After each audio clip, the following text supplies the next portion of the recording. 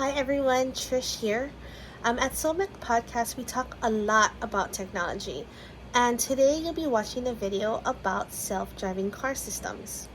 So DJ Mana, he has a self-driving car system, and you get to experience it with me for the very first time.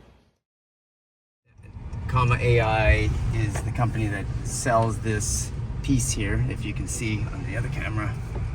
That is a sort of a dash cam, but you see how I unhooked sort of the cables here in my car and rehooked the wires. It communicates with my car and it will actually take over and drive for me when I, press some buttons here. So this is Trisha's first time in a car that is equipped with this, okay? I just re-equipped it. I've had it for 4 years. I've had other versions. This is the comma 2. This is the comma 2, but it broke after 2 years of use.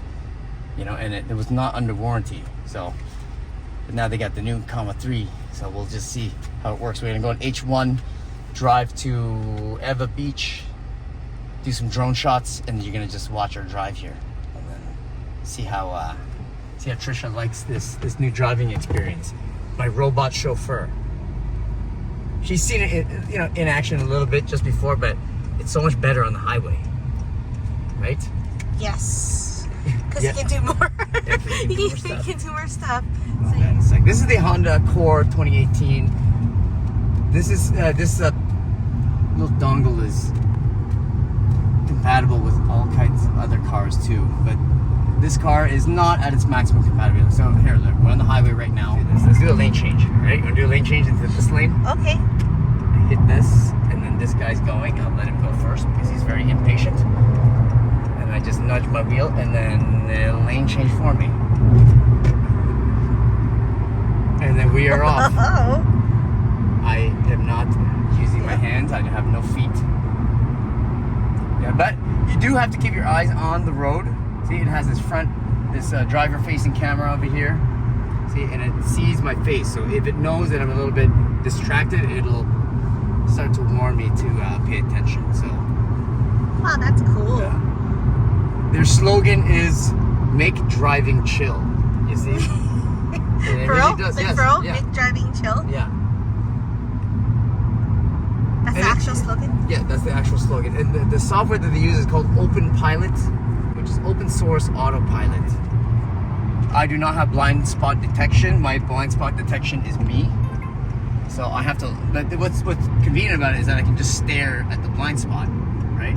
Wait, let's do this. Let's initiate the lane change. We're going changing lanes right now.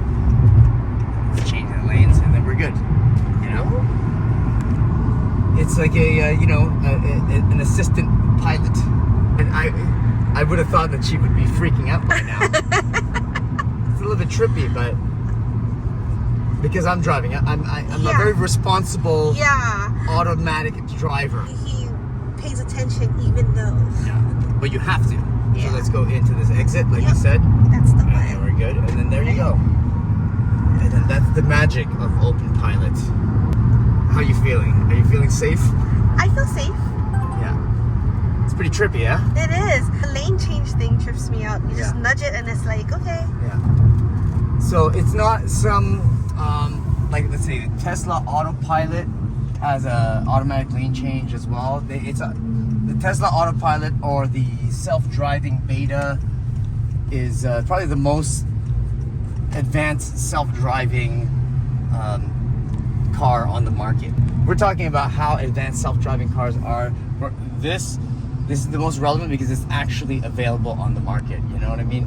Because a lot of the self-driving dialogue that we have in the whole self-driving, automated vehicle sphere is just concept cars that aren't actually on the market. It's like, oh, this is theoretically good. It's like, but it doesn't exist. You can't buy it. How do I test that vehicle? How do I know it's a good self-driving car? Obviously everyone wants to make a good self-driving car, but is it out there? Is it actually there driving with people? You can put it on a track and it can drive itself perfectly because it doesn't have to negotiate with people, because driving is what people do with driving. That's true.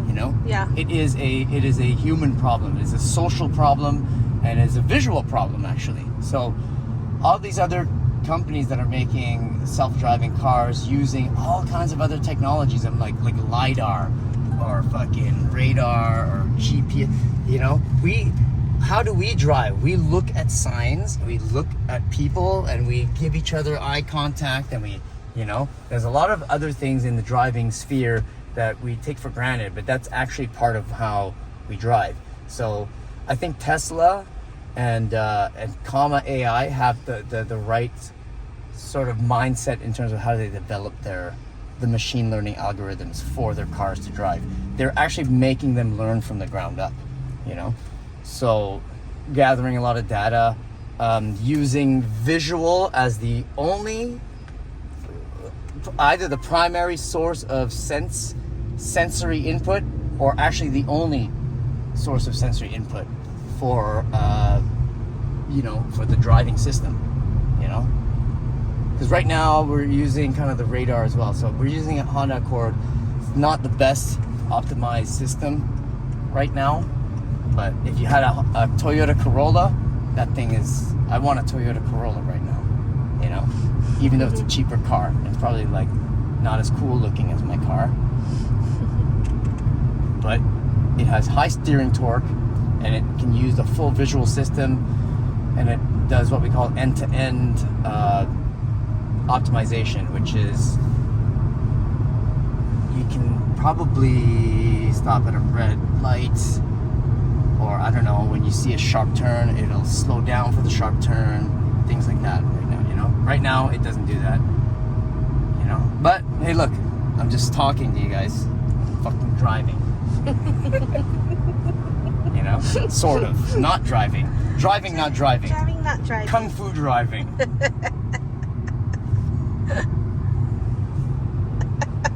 Hiya! Let's see if it makes this turn. Watch. We're not going that fast.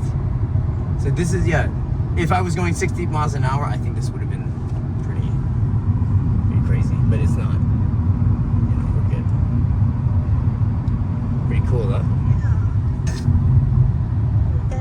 It feels nice. It's kind of You're coasting. Yeah. These guys are annoyed at me. He's like, why is this guy's driving so slow? Because I'm not driving. The car's driving, right? This is changing. Yeah, but I do the settings. My speed, setting my distance. Is that how you set your stuff? From here, setting my speed. Or I can cancel. If I cancel it now, I have to take over, Oh. Yeah. So I hit the cancel button. I can cancel it by hitting the brake. If I hit the gas, it'll still be engaged. It'll just speed up. Yes. comma.ai, everybody. So if you have, we don't work for them, by the way. I'm not, making this in advertising or anything. But I think it's good for people to know that this type of stuff exists. Some people do have Teslas out there, and I do encourage them to use this technology responsibly, because it is not by any means a replacement of a driver. The most relevant way to define it is who is liable.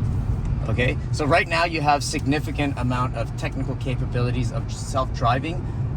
However, the driver is still liable for any and all things. So that's what level 2 by definition means. You can be indefinite amount of technological advancement on your vehicle. It can probably, do all kinds of stuff, lane changes, stop this and that. But because you are liable legally, that is by definition a level 2, Yeah, it's all about liability.